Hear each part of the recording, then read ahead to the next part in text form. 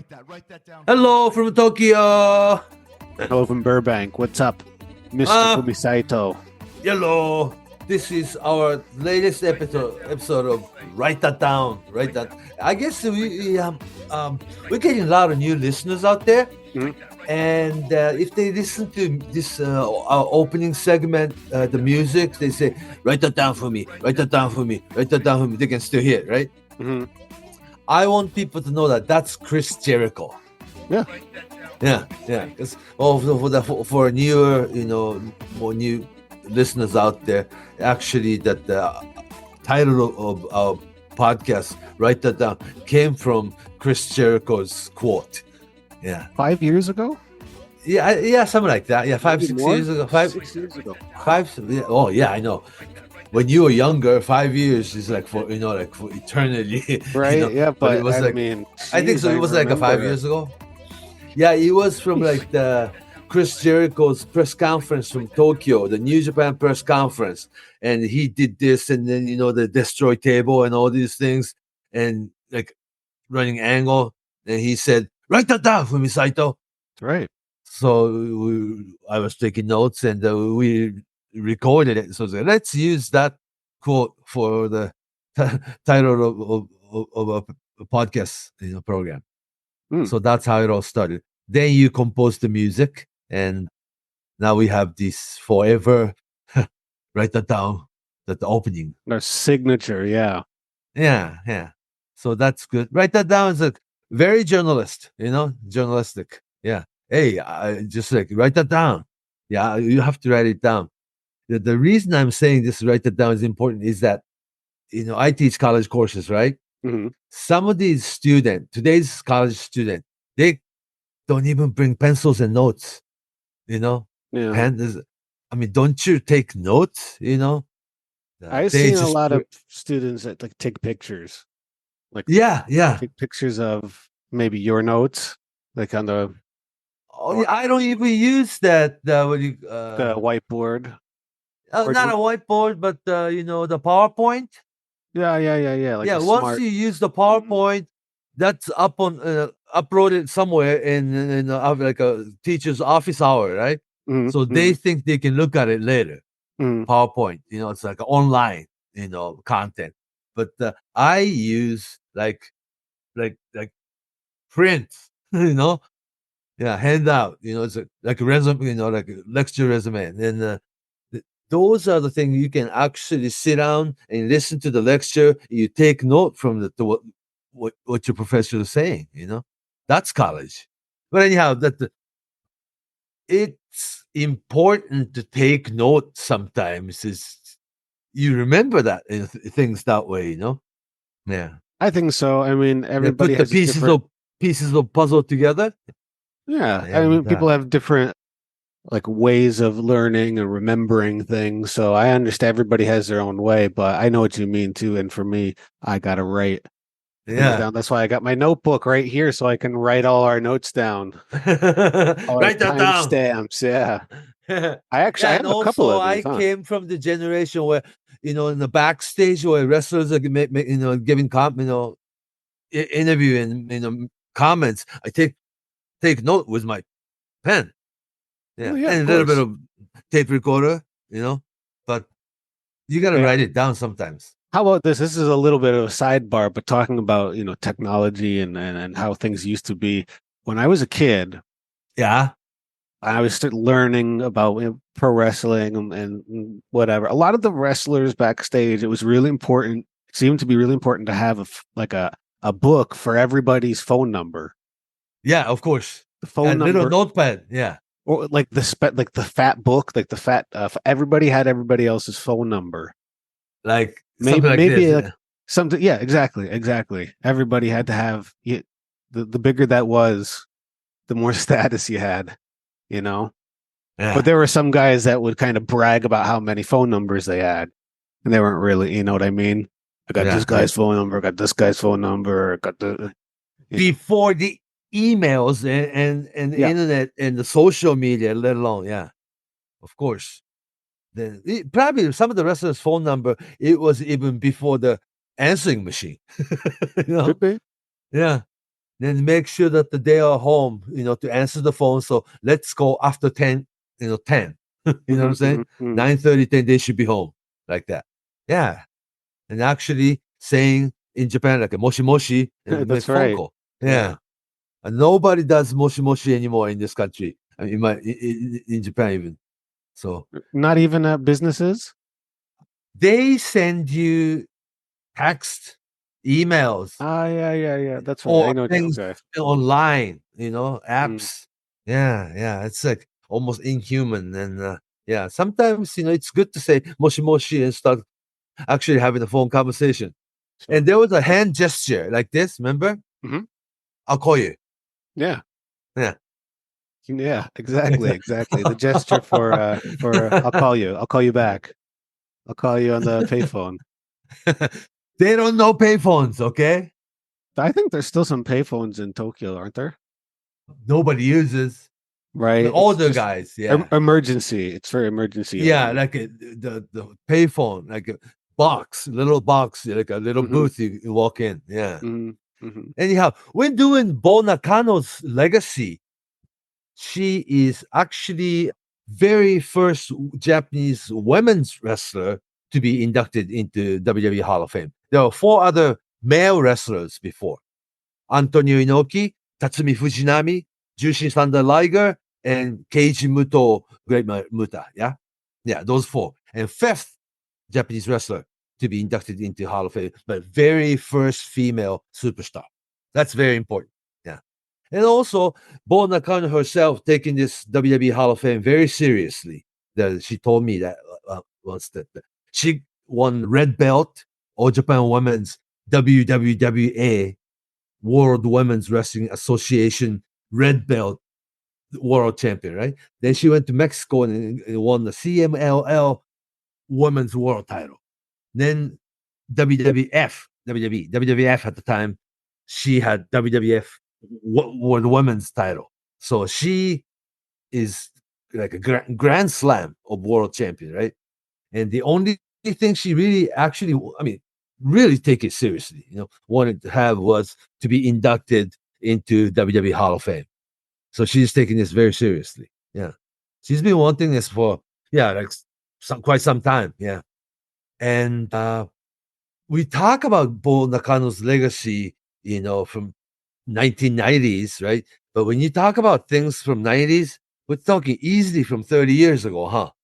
you know? Oh, yeah. Yeah, like yes, I'm an old dude that talk about things from 30 years like that was just like yesterday. And to me it was like yesterday, but it's not. You and I talk about that we have a lot of new listeners. If this wrestling fans in 20s, there's no way, they remember Bo Nakano against Alundra Blaze, it's from 93, 94, 95, and if you're in the 40s, you were a little kid, so Mhm. you have to be little over 50 years old to even remember this, actually watching on WWF television or pay-per-view that Bull Nakano against Alundra Blaze, Medusa, I should call it, the title match, and only one women's match among 8 other men's match, right? Mm. Not like today's WWE men's division and women's division, and sometimes Raw, SmackDown. I wouldn't say half, but you have 3 or 4 women's segment, in one show, and the women's world title or SmackDown title and Raw title and tag team title. And there's other storylines, the Becky Lynch, the Nia Jax, you know what I'm saying? Mhm. Yeah, so gotten a lot richer in this women's segment. That's only been what, 10 years or so? 15. 10, 15. Yeah, 10, 10 15. at the longest. But in that Bo Nakano against Alundra Blaze program was almost pioneer in WWF, that they gave them time. Because until then, believe it or not, in like in 80s, when you actually had the women's title match in WWF ring, like early WrestleMania era, it was still Fabulous Moolah against Wendy Richter, For you years know? and years. Yeah, so it was, of course, most of the wrestlers, all the way till like 80s in America, most of the female wrestlers are trained under Fabulous Moolah School. Therefore, Fabulous Moolah being champion, they only needed one challenger at a time. They never needed women's division like a 30, 40 wrestlers. Not that they didn't have, there were other female wrestlers out there in the world. And in Japan, Joshi Pro Wrestling has always been the entity of its own. Women's wrestling in Japan was never part of men's company. You know what I'm saying? Mm-hmm. And All Japan Women's. I think we did that episode or two on Japanese women's wrestling. Yeah. But for the newer listeners out there, the Japanese women's wrestling, Joshi Pro Wrestling, was never part of a men's company. They always had their own entity with 30, 40, sometimes 50 female wrestlers in the main roster, and they just have this women's show, completely different from Giant Baba's All Japan and Anthony Inoki's New Japan Pro Wrestling. They had their own set of company and own set of superstar, and had their own set of market and fans. Yeah. And you have that Bull Nakano being first female wrestler to be inducted into Hall of Fame is very, very important. Although some of the fans out there don't take WWE Hall of Fame too seriously, but that's another subject for another day, And the Bull Nakano really wanted to be in this Hall of Fame, and we got to go through this, the legacy, because Bull Nakano's prime time was actually in 80s and 90s. In 90s, it's like, oh my gosh, I'm talking about 90s from, like it was just like yesterday. It was for me, it was like yesterday, but it's actually 30 years ago. She started wrestling professionally in 1983 when she was 15, age 15, Bull Nakano. Keiko Nakano first.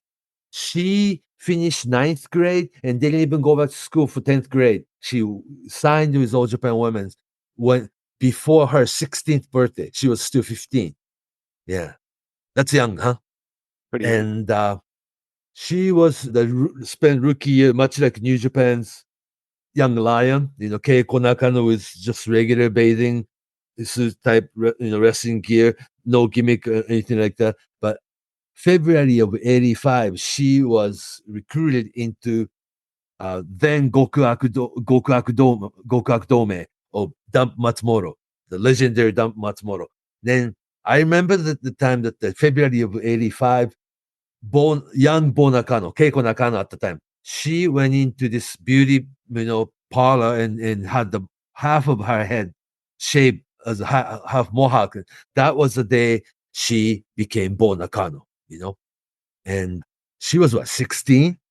Yeah, 16 at the time when she changed herself, new identity to be Bull Nakano, and tag team partner of Dump Matsumoto. That's where this thing started. It's always been in heel side, And when you talk about early 80s, it was Crash Girls era for All Japan Women's Wrestling. Crash Girls, Lioness Asuka and Chigusa Nagayo. So super huge. I mean, like phenomenal. As a wrestler, they're great wrestlers, but it was like Crash Girls era, we call it. They had the popular wrestler, of course. They had the singing, they had their own albums and at the time records, LP, vinyl records and cassette tapes and single record, like if you remember 45 single record. And they had their own concerts, singing concert. They had their own musical opera, like a stage play. They had their own movies, and they had their generation of teenage female fans. I mean, wherever they went, Crash Girls was so popular, so popular. What happened was, though, when Crash Girls basically didn't really retire, but when they graduated from All Japan Women's Wrestling, all those teenage, big whole generation of teenage female fans, they left too. Mhm. Yeah. It started like 88, 89 that La- Chigusa Nagayo, Lionel Saska, they decided to basically graduate, from All Japan Women. At the time, All Japan Women had this, rule, no smoking, no drinking, no boyfriend thing. And they had this 25-year age of 25 years, you have to retire from wrestling. Mm. They were doing it really. So there was like no gimmick. They were going to either retire or graduate from women's wrestling and do something else. Chigusa Nagayo had their own movie made, and they were going to be the regular entertainment talent too.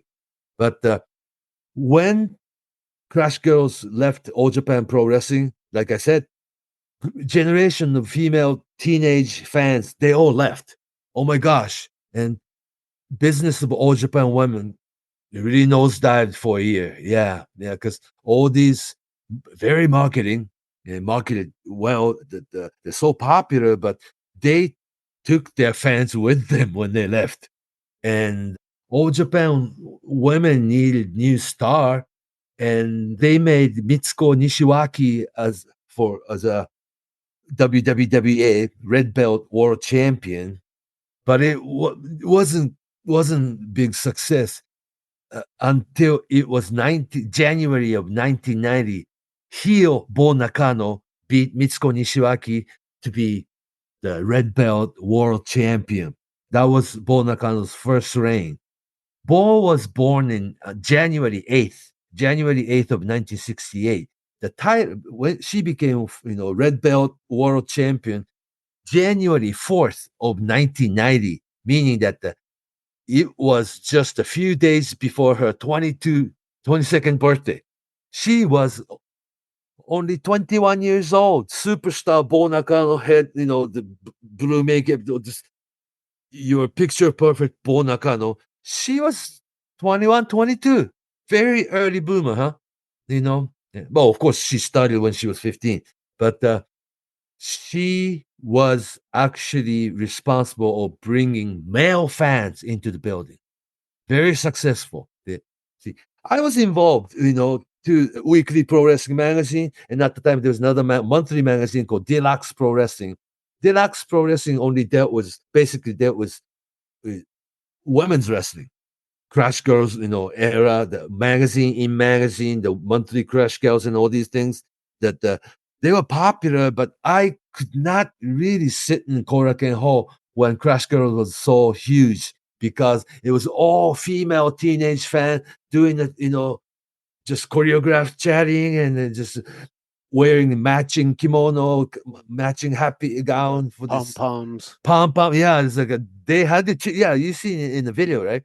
It wasn't for male fans. You just couldn't get involved. But it was Bo Nakano who actually demonstrated her wrestling instead of Crash Girls star power, star aura thing. Bo Nakano's era, she just went in there, had this straight professional wrestling match, and it was like I wasn't prejudiced, but probably a lot of male fans at the time was pretty prejudiced. Oh, Crash Girls and All Japan Women, it's for teenage girls, right? It wasn't paying much attention. When Bo Nakano's era began, it was like, was women's wrestling this good? Yeah, I guess it's been good all along since Jackie Sato, the Maki Ueda, the Mahafumi Miyake. They were actually good, but it was male fan that weren't paying much attention. It was Bo Nakano who pulled male audience into the building. It's like open the eyes.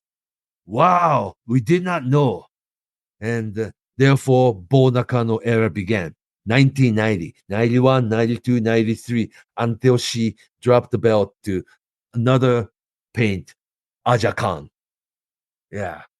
And actually, it was for the American market, Bo Nakano, Dump Matsumoto, Crash Girls, Lioness Asuka, and Chigusa Nagayo, they toured WWE, WWF at the once in 86. It was Fuji Television's thing that Crash Girls and Dump Matsumoto, Bo Nakano came to Madison Square Garden, then the Fuji Television taped the thing. So Bo was 18 then. Yeah.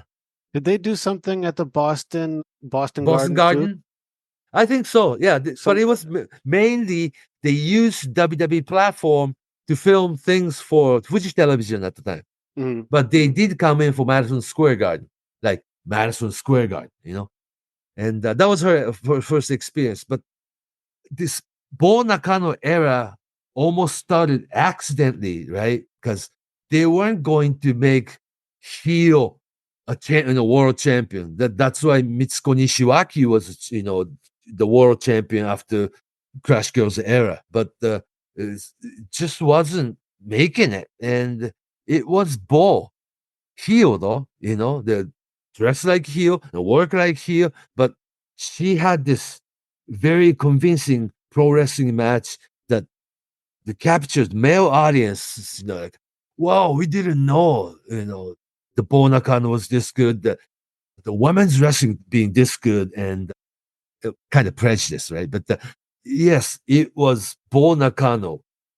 It changed the mindset of female male fans in Japan. It was very important. Yeah, in hindsight, uh, I couldn't, really analyze this until years later. of course, yeah. Yeah, because it was kind of new at the time. And Bo you were Nakano. Yeah, the Dump Matsumoto retired in '88, so Bo Nakano, 22-year-old Bo Nakano, all of a sudden was on her own, right? And no more Gokumonto. She became the leader of no more Gokuaku Dome, and she became a new faction, the leader of the Gokumonto. Yeah. Then she had Bo Nakano had the Grizzly Iwamoto, the Bison Kimura, the Aja Kong, the whole new set of the black costume heel faction.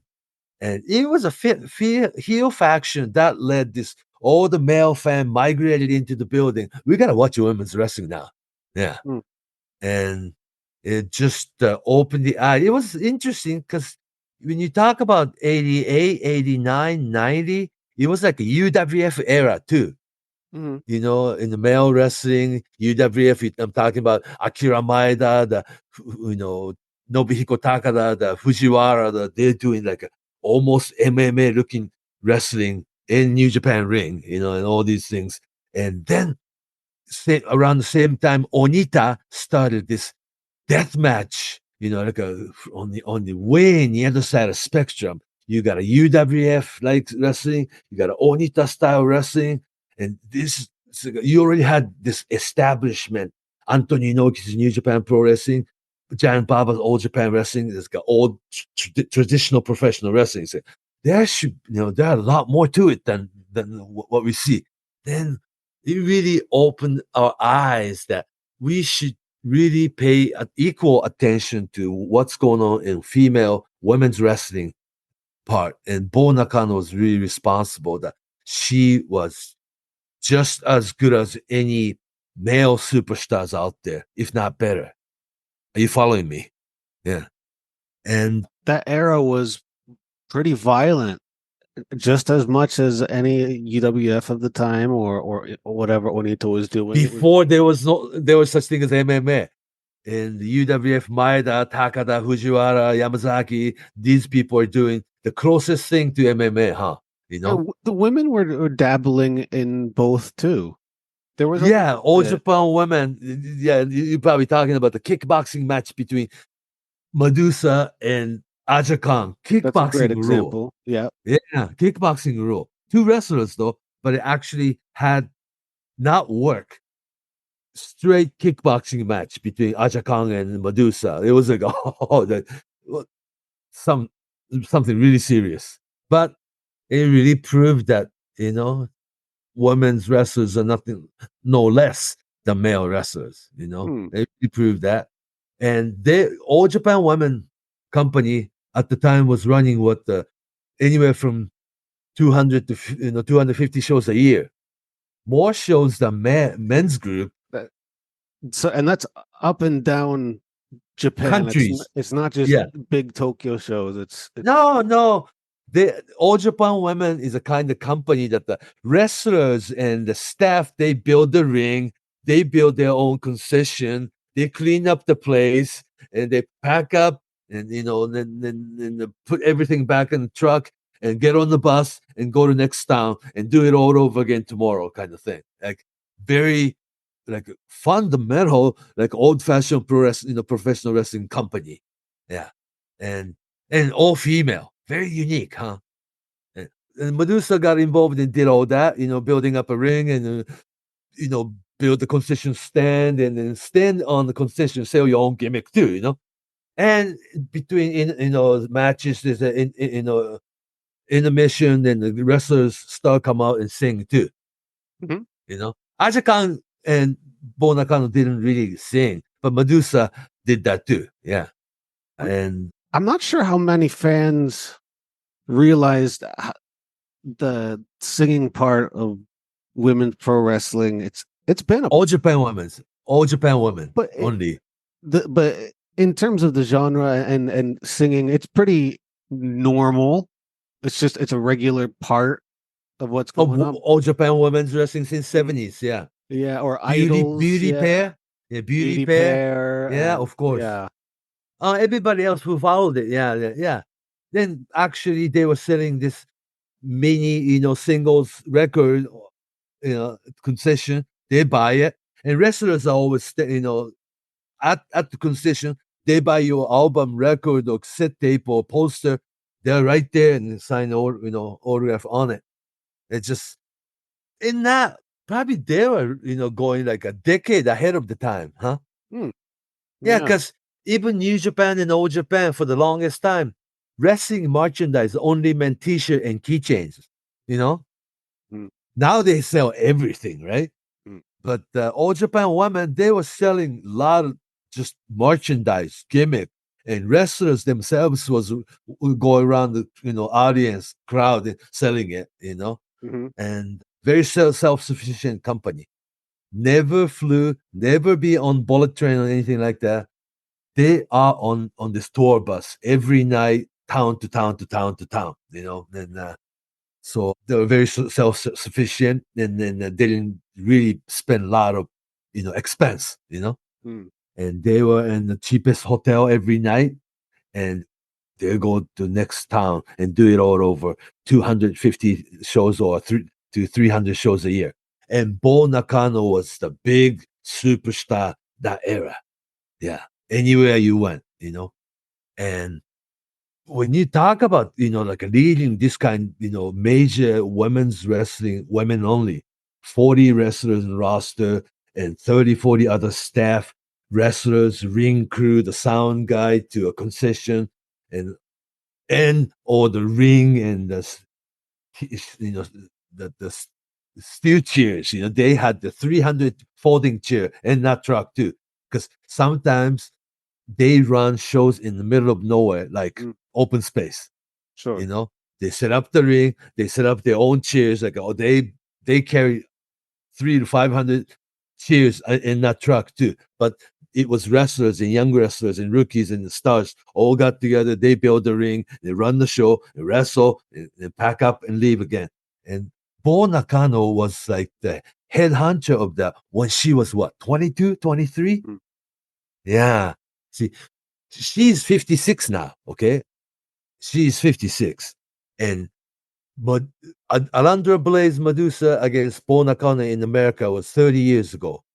That means she was in America doing this WWE, around the world circuit when she was what, 26, 27? Yeah. That's pretty young. You know what I'm saying? Yeah. Yeah. Very. All right. We'll fast forward a little bit. She dropped the Red Belt World Championship WWWA. We call it WWWA because World Women's Wrestling Association, WWWA, Red Belt. It actually, this title traced the origin of this very championship. You can trace back to Mildred Bark title. Yeah, so it's really like they didn't make up the championship. That the lineage was from Mildred Bark. Yeah. So it's real world title that came from America and stayed in Japan. They really changed that. For instance, when Bull Nakano retired, we had to fast forward a little bit. When she finally retired in 2012, she looked all over for this physical red belt title. She wanted to obtain that actual physical title because she wanted to keep it in her house. Then found it but couldn't get it because it was part of the All Japan women and Matsunaga family's like family debt. The physical championship belt was taken away from them. Yeah, but the red belt still exists somewhere in Tokyo. Anyhow, that for this world championship reign of Bull Nakano lasted 3 years. Okay, and Bull Nakano finally dropped the title to next superstar Aja Khan, November of '92. It was a time All Japan Women was still making wrestlers to retire at the age of 25.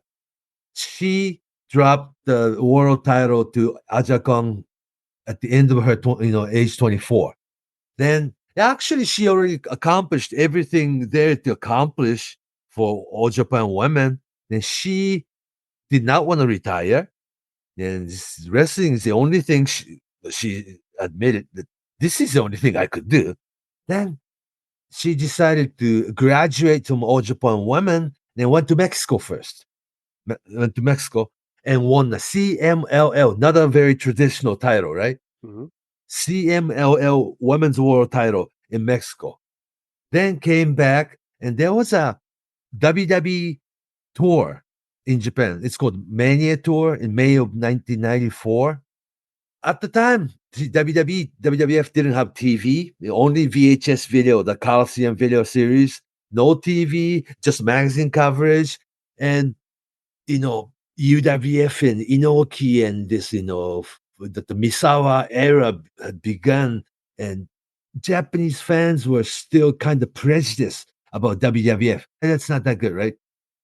This 1994 Mania Tour had great roster. Champion was Bret Hart. You had Bret Hart. The Undertaker came. Macho Man Randy Savage came. Bam Bam Bigelow, Yokozuna, Owen Hart, Bob Backlund, 1-3 Kid, the Billy and Bart Gunn, someone's Alundra Blaze. It was like a very strong roster, tour, but it wasn't really that big of a tour. They ran big houses like Yokohama Arena, the Sapporo, the Nagoya, Yokohama, Sapporo, Nagoya, Osaka, all big arena, but didn't really draw. But they discovered Bull Nakano in there. Mm-hmm. Bo, Sakie Hasegawa, Kyoko, male wrestler Shinzaki, Hakushi, yeah. yeah, they WWE executive who was running the Japan tour, the Mania tour. I like the Buddhist monk guy, right? Mm-hmm. And then Jinsei Shinzaki was discovered by WWE, and the rest of the story that he went to America and became Hakushi, and he was the Alundra Blaze era, formerly known as Medusa in Japan. Just rewind the tape of about 3 years. She was an All Japan Women's wrestler, but went back to America. It was a manager for WCW for Rick Rude, but as a wrestler, Alundra Blaze, she became champion. And women's division was all about Alundra Blaze and her opponent. She really needed to have the match that the Alundra Blaze wanted to have. Therefore, Japanese style match. And Bull Nakano, they wanted Bull Nakano to be in WWF. Yeah. 94, 94, 95 era of WWE was that the champion was Bret Hart, or either Bret Hart or Diesel, Kevin Nash. Remember that era? Intercontinental champion was Razor Ramon, Scott Hall, or Shawn Michaels, sometimes Goldust, or somebody like Ahmed Johnson, if you remember. That era. Alundra Blaze against Bull Nakano really had their place. It wasn't like the match you go to concession or go to bathroom or something like that. It was important to sit and watch Bull Nakano against Alundra Blaze. It's so different from what you think the American fans thought of women's wrestling, right? There was nothing like that in my watching of WWF Or my women's mind. wrestling in general. Yeah, the Women's image of wrestling women's wrestling. in general, but also just what they were doing was very ahead of its time. They were throwing German suplexes at each other on the floor. They were doing missile drop kicks. They were Missile doing drop kicks, yeah. the Yave submission. They were, and what they looked like, Bull Nakano's. No, I mean, no one in Japan looked like Bull Nakano. I mean, in the States at that time, absolutely no one looked like her. Yeah, probably the only Japanese female wrestler WWE fan remembered was probably Jumping Bomb Angels. It was really, really good. It was really good, but it Previously, was brief, and there was. yeah, I remember those match because there wasn't just one match with Alundra Blaze and Bull Nakano. There was like a series that you saw yeah, a good amount of time. It was on the new Raw show, yeah, Monday yeah. Night Raw. But I remember that was one of the highlight matches that would be end up on a lot of the Coliseum home video matches. Right. Pull those And matches. and also that was beginning of like a WWF against WCW, right? Yeah. And Bret Hart, like a first Bret Hart era to Diesel Kevin Nash era, good 1/3 of the year, like a good 3 or 4 months out of the year, they were touring in Europe, WWE at the time. And from America, they toured, Bull Nakano and Alundra Blaze together. They toured Europe, then came back to America and wrestled more. And like 1 month, Bull Nakano told me once that Alundra Blaze and Bull Nakano had 28 matches in 1 month period. So almost every day. Every day. But what they were doing, like WWE house shows, you have same matchup and same opponent go around the horn, right? Mhm. And then almost have very similar, like if not the exact same match. But Alundra Blaze, Medusa, and Bull Nakano did not want to do that. So all those 28 matches in 1 month period, they changed it. Mm-hmm. Let's get creative. And let's change things around. What worked tonight? Well, let's do it again tomorrow. What didn't really work? Let's drop that one. Alundra Blaze Medusa's Japanese speaking ability and Bull Nakano's English, neither were perfect, but they do speak. Alundra Medusa's Japanese speaking and Bull Nakano's English. But actually, it really proved the fact that wrestling has no language barrier. They started working wrestle against each other intuitively, and not it's like the body, movement called the match inside the ring. You do this and you do that, and this they had this just very unique chemical, huh? Very Chemistry. unique chemistry. Yeah. Exactly what I was Chemistry. thinking. Yeah. Chemistry. Yeah. So There's something they changed that because at the time you get sick of working against each other, for like let alone 28 matches in 1 month period. But they did that for like a 7 month period, So but sometimes that's how you get the best match out of each a other. rivalry. Flair and Steamboat. They wrestle each other how many times? Oh, Flair and Steamboat. Yeah. The most good matches were Flair against Dusty. How many times they did that? Yeah. So sometimes there's a pair or maybe a tag team, like a couple people that they just have some kind of chemistry. And also politically within WWE, hierarchy, they complemented each other, and they had the place in the card. You had Bret Hart, Diesel, Kevin Nash, Shawn Michaels, Razor Ramon, young 1-2-3 Kid, a very, very young Triple H. And, they had this structure and they really stood as women's wrestler, not like killing the time, No, it was a highlight of those times. I think so. For sure. Yeah. For me as a kid, I watched it and it's one of the things that sticks out the most. Yeah, and then it's like almost as a kid, like a fond memory, right? Going to show. Very. Yeah, you have Alundra Blaze against Bull Nakano live. All right, it's just so different. Yeah. It was so that was like actually Bull Nakano's favorite time too, And if you remember, November 1994, All Japan Women's first and the last Tokyo Dome show. Mm-hmm. Yeah, Tokyo Dome show. They brought Alundra Blaze, Bull Nakano package back from WWF into All Japan Women's Ring. Yeah. So they were back together because it was like a real huge, inner promotion. All Japan Women, the JWP, the LLPW, FMW Women's Division, all these, and MMM fight. The Tokyo, All Japan Women's Tokyo Dome show lasted what, 11 hours? Something like that, yeah. Yeah. And they brought the WWF title match, Bull Nakano, Alundra Blaze match back to Japanese ring. Then they brought that back to America when Bull dropped the title back to Medusa. Yeah. So that was like, Bull Nakano technically wasn't part of All Japan Women anymore. She was on her own, Mhm. and like above everybody else. She wasn't champion, but she was almost above championship. And if you remember this 1995 North Korea, like infamous event, in Collision in Mayday Korea. Stadium. Yeah, no, yeah. Two shows, 190,000 people each night. I mean, it's a legacy, but and 2 nights they drew 380,000 people for wrestling show. Not crazy or what? Bull Nakano was part of that. Yeah.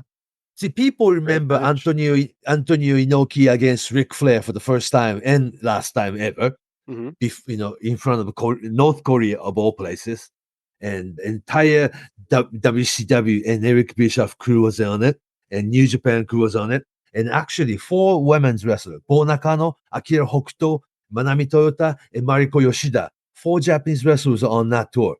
And kind of useless trivia: Kensuke Sasaki and Akira Hokuto met during this North Korean tour, and next day they were engaged. Mm. And they are still married to this day, happily ever after. That's another story that came out of that. And what was interesting was that the famous main event was Antonio Inoki against Ric Flair, right? Mm-hmm. And the first night, actually, that the main event was Shinya Hashimoto against Scott Norton. That sounds very New Japan, right? Yeah. Yeah. But the people remember very well the match was Bull Nakano against Akira Hokuto. Oh, yeah. Single match. Well, in Japan, Akira Hokuto against Bull Nakano, I'm sure they've done a couple dozen times by then. Mm-hmm. But it was the audience who never watched it. Ric Flair never watched it.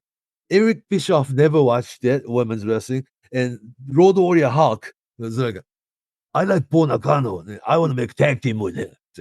Bull Nakano and that didn't happen, okay? But the Road Warrior Hulk and Bull Nakano as a tag team, that sounds intriguing, Yeah. That didn't happen. But the Road Warrior Hulk really wanted it, So even among the very knowledgeable or like a people inside wrestling business, sometimes they really had time to watch and witness Japanese women's wrestling matches. Mm. You were there, so Eric Bischoff, Ric Flair, and all these important people from WCW witnessed Bull Nakano and Akira Hokuto match right in front of you. It's like, that's Japanese women's wrestling. Then that brought Bull back to WCW this time. Yeah. So not the same package. By then, Alundra Blaze, not anymore, not Alundra Blaze anymore, but back to Medusa, dropping the WWF title in garbage can and then switched to Monday Nitro and all these things, if you remember. A lot of wrestlers from WWF were migrated into WCW. So Medusa was back with WCW. And this time, Bull Nakano went back to America, not WWF, but went to WCW, 96. That's where she actually retired without telling people she was retired. Yeah. But 97, she was like 20, it's like 97, right? 96, She, 97. Yeah. yeah, she was what, not even 30. Mm-hmm. You know what I'm saying? Mm. She was born in 1968, right? Mm-hmm. Retired 1997. Like, not quite 30 years later, And for the next 10 years, 1998 to 2008, nobody could find Bull Nakano.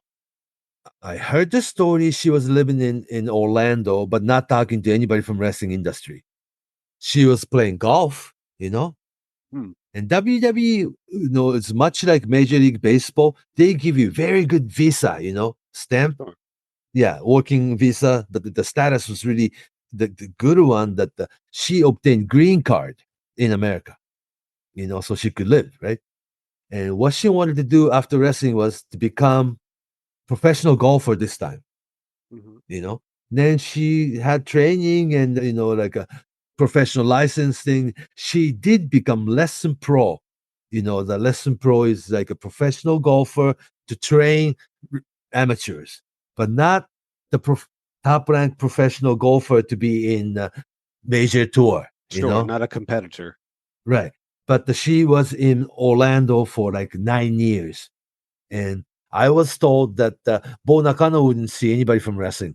It's like, why? It's like, well, she left, And she's not Bull Nakano anymore. She's Keiko Nakano and living her life after wrestling. Okay. And I didn't think I would see her. Then she came back to Japan in 2008. Then announced that she was now married. And 2010, she opened the Nakano no Buruchan bar, you know, Mhm. and she was back like in the public eyes, in front of TV camera, whole thing. And finally decided to have retirement ceremony and retirement show to January of 2018. Yeah. She wanted to look like Bull Nakano, so she gained extra 40 pounds or something and had his hair, sticking up again, had this, makeup and everything to look like Bull Nakano. She didn't wrestle. Mhm. She did not wrestle, but this her pride tells that if she is to come in front of the live audience, she has to look like Bull Nakano. So, useless trivia. That night, the January of 2018, Tokyo Dome City Hall, not the Tokyo Dome, but the smaller venue right next to Tokyo Dome City Hall, Bull Nakano had a ceremony, but the actual main event match was Kana, now Asuka.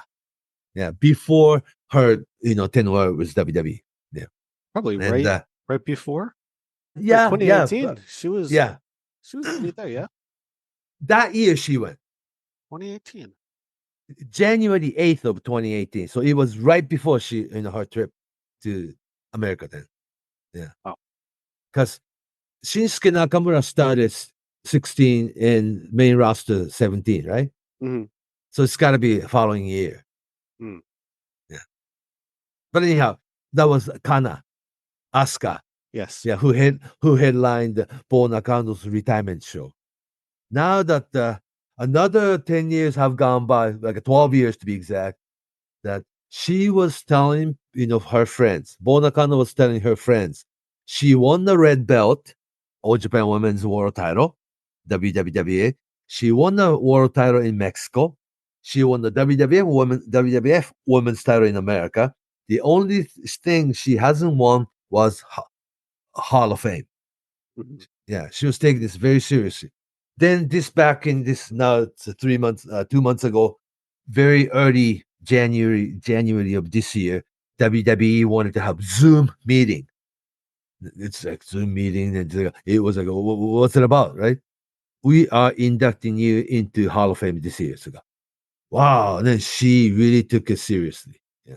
So this is going to be her last appearance as Bull Nakano, meaning that I don't see. You know how she looks now, right? Mhm. Very pretty, lost weight, and she's just like if she walks into a room, nobody will think she was a wrestler, right?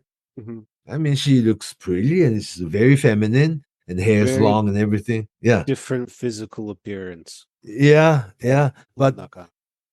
when she, herself just make like kind of like you know you have to channel herself into this Bonakano character, right? Mhm. like almost channeling, persona. that, yeah. I think at this WrestleMania weekend Hall of Fame induction ceremony, she will be Bull Nakano, meaning that her hair will be up this way and she will have this blue, you know, painting and this. Well, what's the women's group that recently, that the Sukeban group? Mm-hmm. Yeah. Bull Nakano being a commissioner to recognize their world title, that she comes out as Bull Nakano. So she still occasionally does this hair and makeup and all these things. But this will be her final time to come in front of the live audience being Bull Nakano. So I'm really, really looking forward to that. I'm going to Philadelphia. That's right. You'll be there. Yeah. You'll be hanging out with her. Yeah, for the whole weekend, I think. Yeah. I've been involved with women's wrestling, all through 90s. I was doing the color commentator on women's All Japan women's videos and stuff. But you have like a hidden ranking inside, right?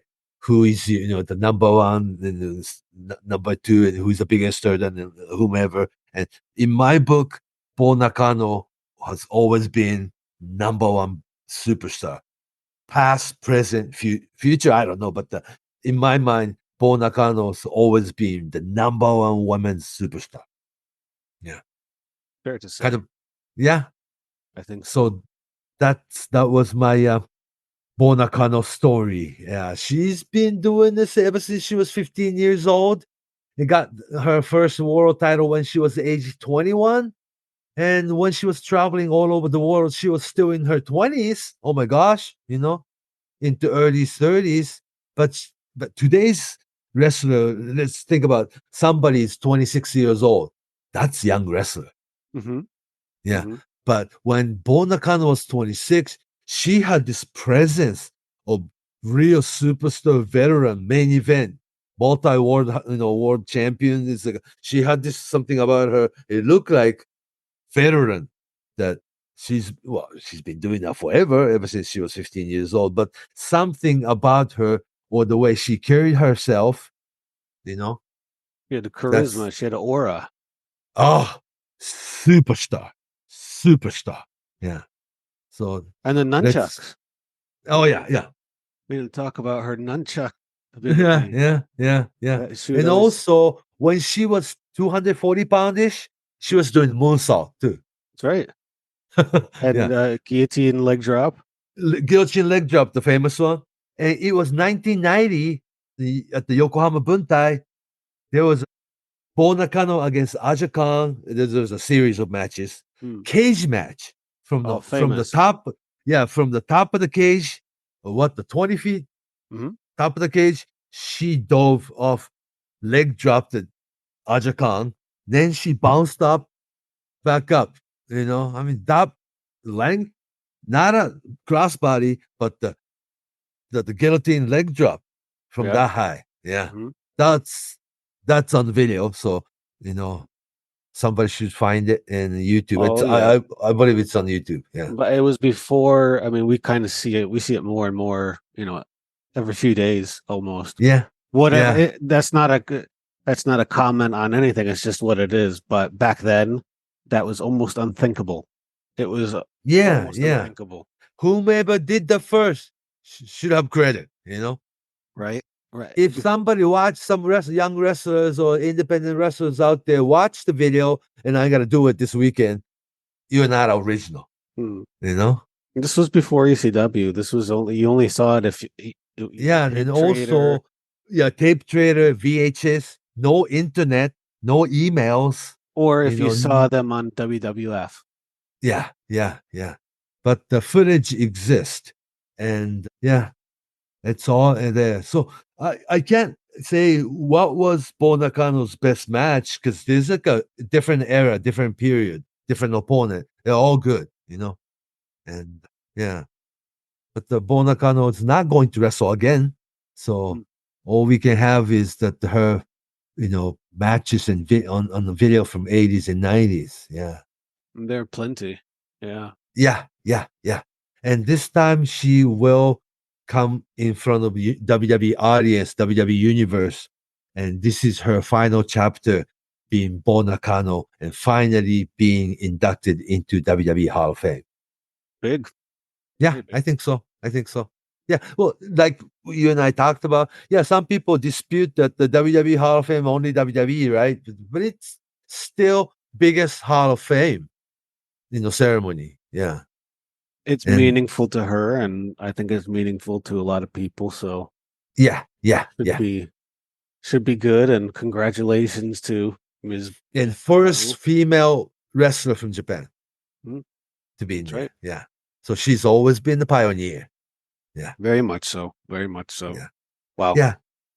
I wonder, are we going to see her in the upcoming Dump Matsumoto Movie? or Probably somebody's playing her part, not herself. Yeah. There's a wrestling part. Yeah. because when we talk about Dump Matsumoto, that's a whole different era of Bull Nakano. That's like it's important, but it's different than when we talk about WWF. Yeah. Different. Dump Matsumoto was the leader of the team, but she didn't really wrestle. She was a heavy woman with makeup and just kendo stick and chair shot. You know what I'm saying? Like a Sheik or Abdullah or something. Yeah. But the Bull Nakano had the same type of gimmick, but she really wrestled and captured like educated male wrestling fans' eyes. Bull Nakano is good. Yeah. So it's like wrestling itself talked. It spoke for itself. And that's very important, because even in Japan, a lot of male wrestling fans were really prejudiced, about women's wrestler all the way to like 1989. Yeah. Mhm. And it And was a Bull Nakano specific really audience. changed it. Yeah. Yeah.